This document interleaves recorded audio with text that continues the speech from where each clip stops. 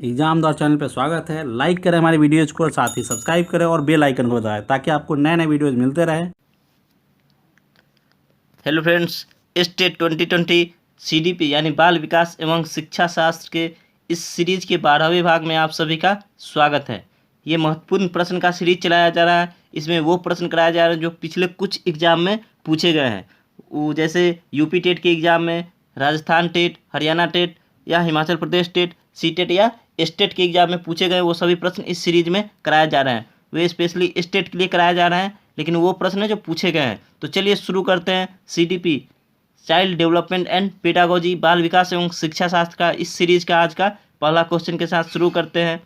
उससे पहले आपको बता दें कि सरकारी नौकरी करना चाहते हैं तो बेहतर ऑनलाइन तैयारी के लिए एग्जाम द्वारा चैनल को आप सब्सक्राइब कर ले। यहाँ आपको बेहतर तैयारी कराई जाती है। और आज हम शुरू करते हैं अपने पहले क्वेश्चन के साथ। और हमारा क्वेश्चन है, एक शिक्षिका अपने शिक्षार्थियों को अनेक तरह की सामूहिक गतिविधियों में व्यस्त रखती है, जैसे समूह चर्चा, समूह परियोजनाएं, भूमिका निर्वाह आदि। यह सीखने के किस आयाम को उजागर करता है? जैसे समूह चर्चा, कोई टीचर है वो अपने बच्चों को समूह चर्चा में कभी शामिल करती है, कभी उनको कोई समूह में रहकर कुछ क्रियाकलाप करने को कहती है। इस तरह की वह क्लास कराती है। तो यह सीखने के किस आयाम के सिद्धांत पर काम करता है? इसके ऑप्शन है सामाजिक गतिविधि के रूप में अधिगम, मनोरंजन द्वारा, भाषा निर्देशित अधिगम, प्रतियोगिता आधारित अधिगम। तो क्या है? समूह में रहकर समूह परियोजनाएं कराकर भूमिका निर्माण करवाती है। तो ये सामाजिक यानी समाज से रिलेटेड है, इसलिए सामाजिक गतिविधि के रूप में अधिगम, समाज के द्वारा सीखना हो गया। तो ऑप्शन ए इसका सही आंसर होगा। चलिए देखते हैं अगला क्वेश्चन। अगला क्वेश्चन है हमारा, एक विद्यार्थी अपने समकक्ष व्यक्तियों के समूह के प्रति आक्रामक व्यवहार करता है और विद्यालय के मानदंडों को नहीं मानता है। विद्यालय के मानदंडों को नहीं मानता है। इस विद्यार्थी को डैश में सहायता की आवश्यकता है। यह हमेशा आक्रामक रहता है, हमेशा गुस्साए रहता है। ऑप्शन है इसके भावनात्मक क्षेत्र, उच्च स्तरीय चिंतन कौशल, संज्ञानात्मक क्षेत्र या मनोगत्यात्मक क्षेत्र। तो यह हमेशा गुस्सा करता रहता है, गुस्सा रहता है, बच्चों से ठीक से बात नहीं करते। इसको किस चीज़ की आवश्यकता है? तो ऑप्शन नंबर ए इसका सही हो जाएगा, भावनात्मक क्षेत्र की आवश्यकता है इसको। चलिए अगला क्वेश्चन देखते हैं। शिक्षकों को यह सलाह दी जाती है कि वे अपने शिक्षार्थियों को सामूहिक गतिविधियों में शामिल करें, क्योंकि सीखने को सुगम बनाने के अतिरिक्त ये डैश में भी सहायता करती है। अगर टीचर को कहा जाता है कि आप बच्चों को हमेशा सामूहिक गतिविधियों में कुछ सीखने का प्रयास कराएं, उनको सामूहिक गतिविधियों के माध्यम से ज़्यादा टीचिंग कराएं, तो ये सीखने में डैश में सहायता करती है। ये तो सीखने को सुगम बनाता ही है, मतलब सीखने में ये बहुत ही ईजी होता है, लेकिन इसके साथ भी ये किस चीज़ में सहायता करता है? तो ऑप्शन है इसके दुश्चिंता में, समाजीकरण में, मूल्य द्वंद्व में या आक्रामकता में। तो क्या होगा? अभी हमने ऊपर वाले क्वेश्चन में बात की, ग्रुप में रहकर कोई चीज़ करने से क्या? तो समाजीकरण। तो ऑप्शन इसका बी सही हो जाएगा। चलिए देखते हैं अगला क्वेश्चन। एक अच्छी पाठ्य पुस्तक डैश से बचाती है। एक अच्छी पाठ्य पुस्तक किस चीज़ से बचाती है? तो ऑप्शन है लैंगिक समानता से, सामाजिक उत्तरदायित्व से, लैंगिक पूर्वाग्रह से या लैंगिक संवेदनशीलता से। तो एक अच्छी पाठ्य पुस्तक हमें लैंगिक पूर्वाग्रह से बचाती है। सी इसका ऑप्शन सही हो जाएगा। चलिए अगला क्वेश्चन देखते हैं। समाजीकरण का अर्थ है। अब समाजीकरण का क्या अर्थ है? तो इसके ऑप्शन है, ऑप्शन क्या? सामाजिक मानदंडों को का कठोर रूप से पालन करना, समाज में समायोजित होना, सामाजिक मानदंडों के विरुद्ध विद्रोह करना, सामाजिक विविधता को समझना। तो इसका आंसर क्या होगा? इसका आंसर होगा ऑप्शन बी, समाज में समायोजित होना। ये ऑप्शन नंबर बी इसका सही आंसर होगा। चलिए अगला क्वेश्चन देखते हैं। विचार न केवल भाषा को निर्धारित करते हैं बल्कि उसे आगे भी बढ़ाते हैं। यह विचार डैश के द्वारा दिया गया है। ये किन्होंने कहा था कि विचार न केवल भाषा को निर्धारित करते हैं बल्कि उसे आगे भी बढ़ाते हैं? तो यह कहा गया था किसके द्वारा? ऑप्शन है जीन पियाजे, कोहलबर्ग, वाइगोट्स्की या पावलोव। तो यह कहा गया था ऑप्शन ए जीन पियाजे द्वारा। जीन पियाजे साहब ने कहा था कि विचार न केवल भाषा को निर्धारित करते हैं बल्कि उसे आगे भी बढ़ाते हैं। और संज्ञानात्मक विकास का क्षेत्र किसने दिया था? संज्ञानात्मक विकास का क्षेत्र जीन पियाजे साहब ने दिया था। तो चलिए देखते हैं अगला क्वेश्चन। भाषा में अर्थ की सबसे छोटी इकाई डैश है। भाषा में अर्थ की सबसे छोटी इकाई क्या है? इसके ऑप्शन है संकेत प्रयोग विज्ञान, वाक्य, रूपिम या स्वनिम। तो भाषा में अर्थ की सबसे छोटी इकाई है क्या है? रूपिम। ऑप्शन सी इसका सही हो जाएगा। चलिए देखते हैं अगला क्वेश्चन। Question number 28। विद्यालय में लिंग भेदभाव से बचने का सर्वोत्तम तरीका हो सकता है। विद्यालय में लिंग भेदभाव से बचने का सर्वोत्तम तरीका क्या हो सकता है? हमें सर्वोत्तम तरीका बताना है। चलिए ऑप्शन देखते हैं। ऑप्शन है विद्यालय में लिंग भेदभाव को दूर करने के लिए नियम बनाना। जहाँ ही नियम बनाने की बात आ गई तो ऑप्शन गलत हो जाएगा, क्योंकि वो निगेटिव ऑप्शन चला जाता है। और कड़ाई से उसका पालन करवाना, मैंने पहले ही बात था, जहाँ से नियम बनाना, कड़ाई से पालन करवाना, तो ऑप्शन गलत हो जाएगा क्योंकि वो निगेटिव वर्ड में चला जाता है। और जहाँ ही निगेटिव वर्ड गया तो हमारा ऑप्शन गलत हो जाएगा, क्योंकि बच्चों के साथ हम कड़ाई से पालन नहीं कर सकते किसी चीज़ का। चलिए, तो पहला ऑप्शन तो गलत हो जाएगा। दूसरा है संगीत प्रतियोगिता के लिए लड़कियों की अपेक्षा अधिक लड़कों का चयन करना।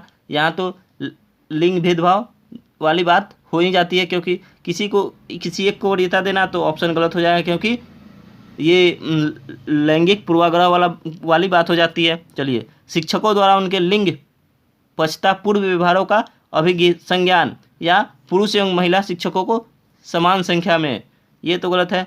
पुरुष एवं महिला समान शिक्षकों को समान संख्या में रखना, ये कोई बात नहीं हुई। तो ऑप्शन नंबर इसका क्या सही होगा? ऑप्शन नंबर सी सही हो जाएगा। क्या? विद्यालय में लिंग भेदभाव से बचने का सर्वोत्तम तरीका हो सकता है शिक्षकों द्वारा उनके लिंग पछता पूर्ण व्यवहारों का अधिसंज्ञान। चलिए अगला क्वेश्चन देखते हैं। Question number 29। मोनिका जो गणित की शिक्षिका है, राधिका से एक प्रश्न पूछती है। राधिका से कोई उत्तर न मिलने पर वह तुरंत मोहन से दूसरा प्रश्न पूछती है। जब उसे महसूस होता है कि मोहन उत्तर बताने में संघर्ष कर रहा है, तो वह अपने प्रश्न के शब्दों को बदलती है। मोनिका की यह प्रवृत्ति यह प्रदर्शित करती है कि वह, अब आगे बताना है क्या प्रदर्शित करती है। पहले वह राधिका से, मोनिका एक टीचर है और राधिका से प्रश्न पूछती है। राधिका नहीं बताती है तो फिर वही टीचर मोनिका वो दूसरा मोहन से प्रश्न पूछती है। उसी क्लास में मोहन से प्रश्न पूछती है। मोहन को मैडम को लगता है कि मोहन ठीक से आंसर नहीं दे पाया, तो प्रश्न का लैंग्वेज चेंज करके फिर मोहन से ही पूछती है। तो यह क्या प्रदर्शित करती है? तो चलिए देखते हैं। मोहन का पक्ष लेकर लिंग भूमिकाओं में रूढ़िबद्धता को बढ़ावा दे रही है। राधिका को किसी उलझनपूर्ण स्थिति में नहीं डालना चाह रही है। इस तथ्य से पूर्णतः परिचित है कि राधिका सवालों का जवाब देने के योग्य नहीं है। अपने सवाल के प्रति थोड़ा घबरा गई है। तो इसका आंसर क्या होगा? इसका आंसर होगा ऑप्शन ए, मोहन का पक्ष लेकर लिंग भूमिकाओं में रूढ़िबद्धता को बढ़ावा दे रही है। क्या? कि वो रूढ़िबद्धता को बढ़ावा दे रही है। जब उससे नहीं पूछा गया, जब उनसे नहीं हुआ, तो उन्होंने अपने प्रश्न का लैंग्वेज ही चेंज कर दिया, तब मोहन से वही सवाल पूछ रही है। तो ये रूढ़िबद्धता को बढ़ावा देना हुआ। चलिए देखते हैं अगला क्वेश्चन। अगला क्वेश्चन क्या है? नर्सरी कक्षा में शुरुआत करने के लिए कौन सी विषय वस्तु सबसे अच्छी है? कौन सी विषय वस्तु सबसे अच्छी है? अगर आप नर्सरी कक्षा का टीचर हैं और पढ़ा रहे हैं, तो आप इसमें से कौन सा सब्जेक्ट चुनेंगे कि शुरू करने के लिए? सब्जेक्ट होगा, मान लिए कि ऑप्शन है मेरा प्रिय मित्र, मेरा पड़ोस, मेरा विद्यालय या मेरा परिवार। अगर आप पहली कक्षा में पढ़ा रहे हैं तो आप क्या चुनेंगे? ऑप्शन नंबर डी, मेरा परिवार। और यही आंसर है, ऑप्शन नंबर डी, मेरा परिवार। क्योंकि बच्चों को मेरा परिवार से शुरू करने से उनमें बहुत कुछ सीखने को मिलेगा। वो भले ही चाव से उसे समझेंगे। चलिए अगला क्वेश्चन देखते हैं। एक विद्यार्थी कहता है उसका दादा आया है। एक शिक्षक होने के नाते आपकी प्रतिक्रिया होनी चाहिए। आप क्या करेंगे? एक विद्यार्थी कहता है कि उसका दादा आया है। एक शिक्षक होने के नाते आपकी प्रतिक्रिया क्या होगी? आप अपनी भाषा पर ध्यान दीजिए। अच्छा, उसके दादाजी आए हैं। बच्चे, आप सही बात नहीं बोल रहे हैं। दादा आया है की जगह दादाजी आए हैं कहना चाहिए। आप क्या करेंगे? तो यही बताना है कि टीचर, अगर आप टीचर होंगे तो आप क्या कहेंगे बच्चों को आप कहेंगे ऑप्शन डी, दादा आया है की जगह दादाजी आए हैं कहना चाहिए। या बताएंगे बच्चों को कि दादा आया है की जगह पे दादाजी आए हैं कहना चाहिए। ऑप्शन नंबर इसका डी सही हो जाएगा। चलिए देखते हैं अगला क्वेश्चन। एग्जाम द्वारा चैनल को सब्सक्राइब तो कर ही लीजिएगा। चलिए अगला क्वेश्चन देखते हैं। Question number 32।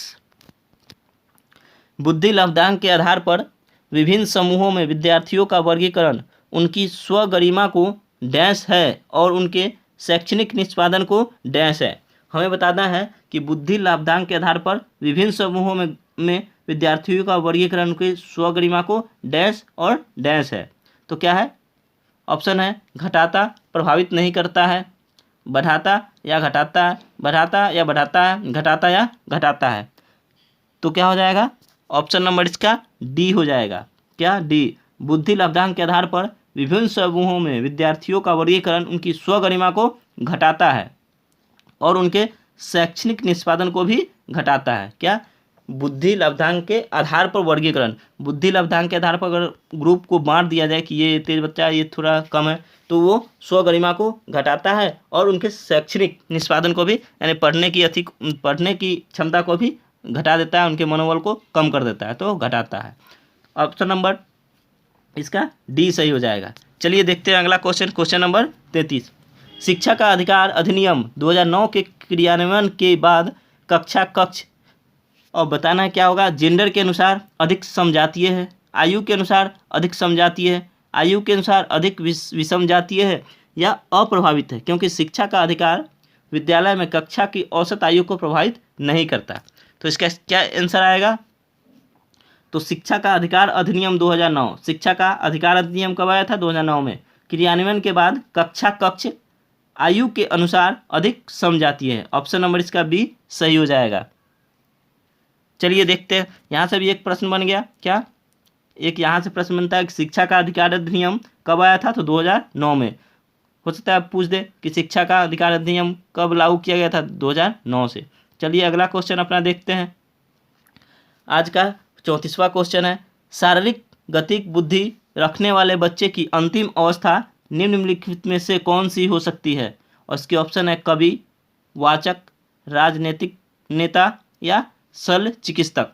तो शारीरिक गतिक बुद्धि रखने वाले बच्चे की अंतिम अवस्था क्या हो सकती है? तो इसका ऑप्शन होगा शल्य चिकित्सक। ऑप्शन नंबर डी इसका सही आंसर होगा। चलिए देखते हैं अगला क्वेश्चन।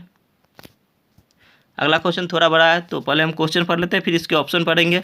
क्या?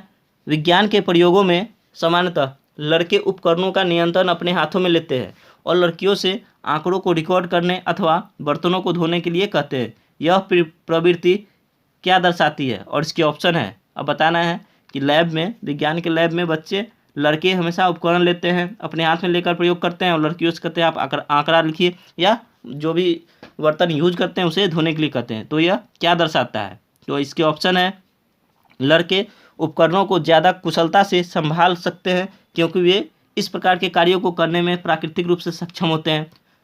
अगला है लड़कियां नाजुक होने के कारण ऐसे काम करना पसंद करती है जिसमें ऊर्जा की खपत कम होती है। लड़कियां बेहतरीन अवलोकनकर्ता होती है और बिना किसी गलती के आंकड़ों का रिकॉर्ड कर सकती है। या पुरुष और स्त्री की रूढ़िबद्ध भूमिकाएं विद्यालय में भी होती है। तो यह क्या प्रदर्शित करता है? प्रदर्शित डी नंबर ऑप्शन करता है कि पुरुष और स्त्री की रूढ़िबद्ध भूमिकाएं विद्यालय में भी होती है। ये रूढ़िबद्धता को बढ़ावा देता है। चलिए अगला क्वेश्चन देखते हैं। कक्षा का सिद्धांत कक्ष में शिक्षक और विद्यार्थी किस प्रकार जेंडर को डैश करते हैं? यह सीखने के वातावरण डैश।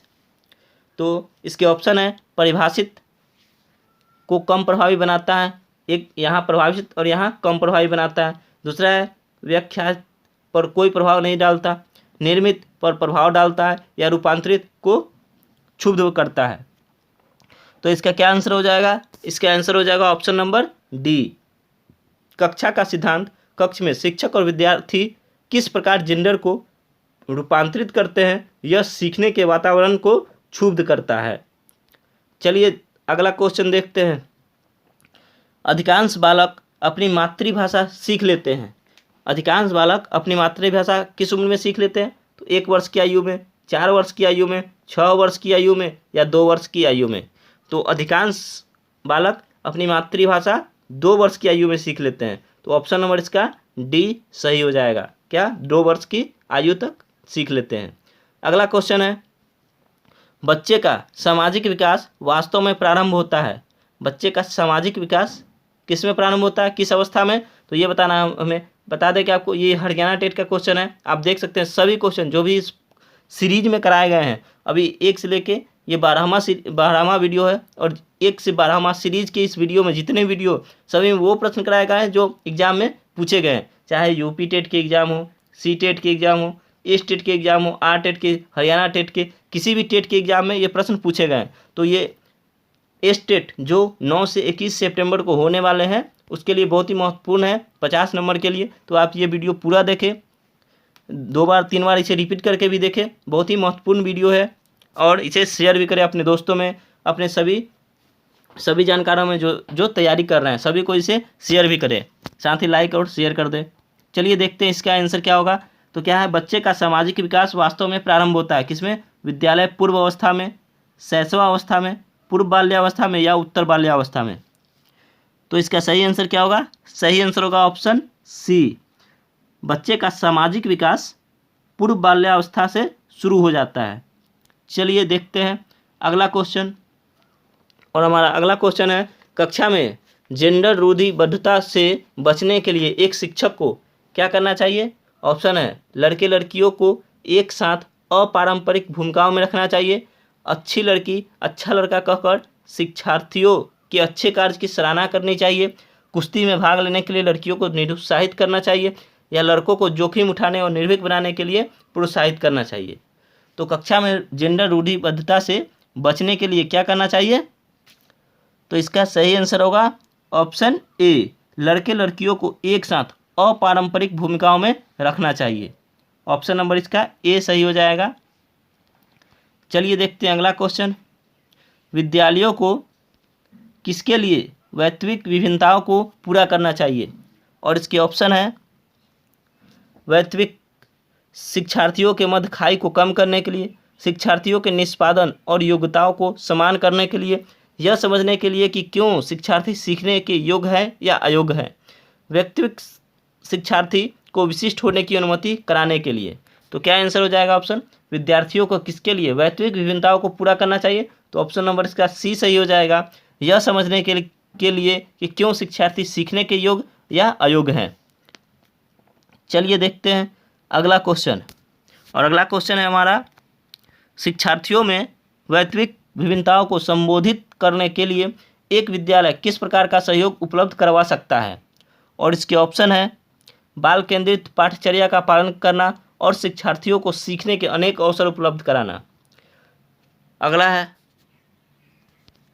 शिक्षार्थियों में वैश्विक विभिन्नताओं को समाप्त करने के लिए हर संभव उपाय करना, धीमी गति से सीखने वाले शिक्षार्थियों को विशेष विद्यालयों में भेजना, या सभी शिक्षार्थियों के लिए समान स्तर की पाठ्यचर्या। तो हमने पहले ही कहा था कि जिस भी प्रश्न में अवसर उपलब्ध कराने की बात हो गई वो सही आंसर होता है, वो पॉजिटिव आंसर होता है और सबसे सटीक आंसर होता है। तो सीखने के अवसर उपलब्ध कराना, तो ये पॉजिटिव आंसर है, यानी आंसर ये ऑप्शन नंबर ए इसका सही आंसर है। चलिए देखते हैं अगला क्वेश्चन। समाजीकरण है समाजीकरण क्या है? शिक्षक एवं पढ़ाए गए के बीच संबंध, समाज के आधुनिकीकरण की प्रक्रिया, समाज के मापदंडों के साथ अनुकूलन या सामाजिक मापदंडों में परिवर्तन। तो समाजीकरण क्या है? समाजीकरण है समाज के मानदंडों के साथ अनुकूलन, समाज के जो नियम बनाए गए हैं उसके अनुसार अनुकूलन करने को समाजीकरण कहते हैं। चलिए अगला क्वेश्चन देखते हैं। एग्जाम द्वारा को सब्सक्राइब कर लीजिएगा। अगला क्वेश्चन है हमारा क्वेश्चन नंबर 44। आज की इस वीडियो में लगभग 35 प्रश्न कराए जाएंगे। इससे पहले आपको 20 प्रश्न का सीरीज चलाया जा रहा था। आज के इस वीडियो में 35 प्रश्न है, तो ये काफ़ी इंपॉर्टेंट है और आज ज़्यादा क्वेश्चन है, तो आपको टाइम थोड़ा ज़्यादा लगेगा, लेकिन कोई बात नहीं। देखते हैं अगला क्वेश्चन। सामाजिक भूमिकाओं के कारण न कि जीव वैज्ञानिक संपत्ति के कारण सौंपी गई विशेषताएं डैश कहलाती है? सामाजिक भूमिकाओं के कारण न कि जीव वैज्ञानिक संपत्ति के कारण सौंपी गई विशेषताएं क्या कहलाती है? तो इसके ऑप्शन है, जेंडर भूमिका अभिवृत्ति, जेंडर भूमिका दबाव, जेंडर भूमिका रूढ़िबद्धता या जेंडर भूमिका नैदानिकी। तो क्या हो जाएगा इसका आंसर? इसका आंसर हो जाएगा ऑप्शन नंबर सी, जेंडर भूमिका रूढ़िबद्धता। चलिए देखते हैं अगला क्वेश्चन। हालांकि यह स्पष्ट रूप से उनकी सुरक्षा आवश्यकताओं के उल्लंघन में था। कैप्टन विक्रम बत्रा अपने देश को बचाने के दौरान कारगिल युद्ध में मारे गए। संभवतः उन्हें डैश था या थी, क्या था? नवीन अनुभव की प्राप्ति की इच्छा, आत्मसिद्धि की प्राप्ति, अपने अपनत्व संबंधी आवश्यकताओं की उपेक्षा या अपने परिवार के नाम की ख्याति प्राप्ति। तो इसका क्या आंसर होगा? इसका आंसर होगा आत्मसिद्धि की प्राप्ति। संभवतः उन्हें आत्मसिद्धि की प्राप्ति थी। चलिए देखते हैं अब अगला क्वेश्चन। प्रतिक्रिया का विलोप होना निम्नलिखित में से किसके बाद अधिक कठिन है? आंशिक पुनर्वलन, निरंतर पुनर्वलन, दंड या मौखिक भर्त्सना। तो क्या होगा इसका आंसर? ऑप्शन नंबर ए, आंशिक पुनर्वलन। प्रतिक्रिया का विलोप होना किसके लिए अधिक कठिन है? आंशिक पुनर्वलन के लिए अधिक कठोर है। क्वेश्चन नंबर 47 देखते हैं आज का। डैश के अतिरिक्त निम्नलिखित सभी तथ्य संकेत करते हैं कि बच्चा कक्षा में संवेगात्मक और सामाजिक रूप से समायोजित है। और इसके ऑप्शन है हम उम्र साथियों से के साथ मधुर संबंधों का विकास, चुनौतीपूर्ण कार्यों पर ध्यान केंद्रित करना और उन्हें दृढ़तापूर्वक करते रहना, क्रोध तथा हर्ष दोनों को प्रभावी रूप से प्रबंधित करना, या हम उम्र साथियों के साथ प्रतियोगिता पर दृढ़तापूर्वक ध्यान केंद्रित करना। तो इसका आंसर क्या हो जाएगा? इसका आंसर हो जाएगा ऑप्शन नंबर डी, हम उम्र साथियों के साथ प्रतियोगिता पर दृढ़तापूर्वक ध्यान केंद्रित करना। ये इसका सही आंसर हो जाएगा। अगला क्वेश्चन देखते हैं। समाजीकरण में सम्मिलित है, समाजीकरण में क्या सम्मिलित है? सांस्कृतिक संचरण और डैश। और इसके ऑप्शन है, डैश में हमें ऑप्शन में से भरना है, क्या भरना है? तो चलिए देखते हैं। विद्रोहियों को निरुत्साहित करना, व्यक्तित्व विकास, बच्चों को लेबलों में समायोजित करना, या संवेगात्मक समर्थन उपलब्ध कराना। तो क्या हो जाएगा इसका आंसर? ऑप्शन नंबर बी, व्यक्तित्व विकास। समाजीकरण में सम्मिलित है। समाजीकरण में क्या क्या सम्मिलित है? तो सांस्कृतिक संचरण और व्यक्तित्व विकास ये भी सम्मिलित है। चलिए अगला क्वेश्चन देखते हैं। भाषा अवबोधन से संबद्ध विकार है। भाषा अवबोधन से संबद्ध विकार क्या है? चलाघात, पठन वैकल्प, वाक संबंध रोग, या भाषाघात। भाषाघात। तो क्या आ जाएगा इसका आंसर? और इसका आंसर हो जाएगा ऑप्शन नंबर डी, भाषाघात। भाषा अवबोधन से संबंध विकार है भाषाघात।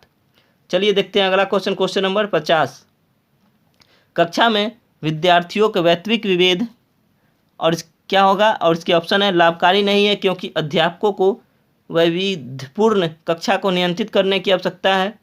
हानिकारक है क्योंकि इनसे विद्यार्थियों में परस्पर द्वंद्व उत्पन्न होते हैं। अनुपयुक्त है क्योंकि ये सर्वाधिक मंद विद्यार्थी के स्तर तक पाठ्यचर्या के स्थानांतरण की गति को कम करते हैं। या अंतिम लाइन है, लाभकारी है क्योंकि ये विद्यार्थियों की संज्ञानात्मक संरचनाओं को खोजने में अध्यापकों को प्रवृत्त करते हैं। तो इसका क्या आंसर हो जाएगा?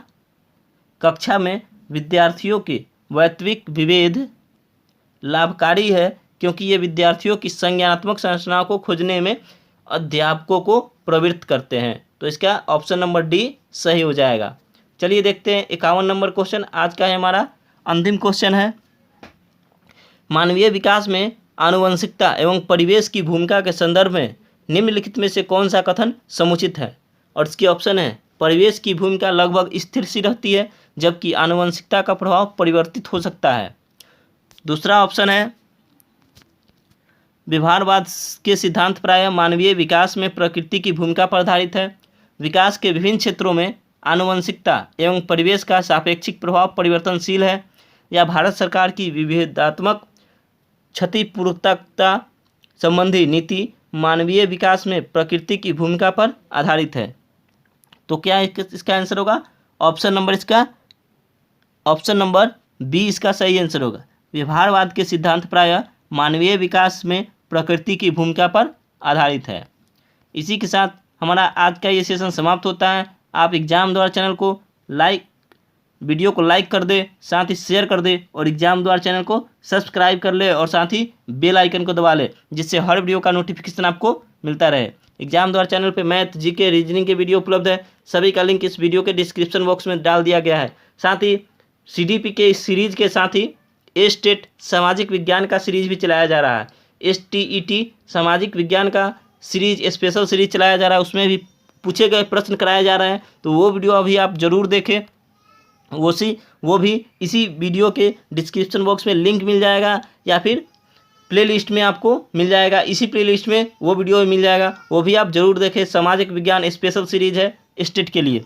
तो आप हमसे टेलीग्राम, इंस्टाग्राम, फेसबुक के माध्यम से जुड़ सकते हैं। साथ ही व्हाट्सएप से भी हमसे जुड़ सकते हैं। लिंक इस वीडियो के डिस्क्रिप्शन बॉक्स में दे दिया गया है। हम आपसे फिर मिलेंगे नेक्स्ट वीडियो में। तब तक के लिए जय हिंद, जय भारत।